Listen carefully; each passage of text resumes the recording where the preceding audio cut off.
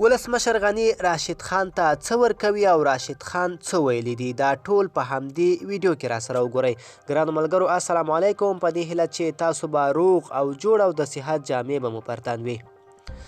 د افغانستان کرکټ بورډ په یوه خبرپاڼه کې وایي چې ولسمشر غني د جمهوري ریاست د چارو ادارو ته سپارښتنه کړې څو د کرکټ ملي ټیم لوبغاړي راشد خان ته د هغه د وروستیو لاسته راوړلو له امله د ستر دولتي میډال د ورکړې لړۍ ژر بشپړ کړي.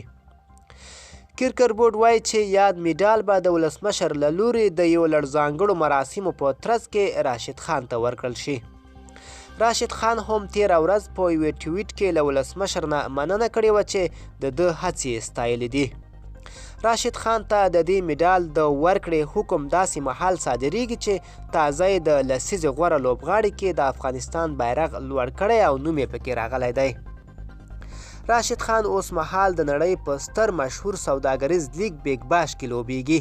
هغه تازه د سټار سپورټس له لوري برابرې شوې الټیمیټک سیالیو کې اتلولي هم ګټلې ده.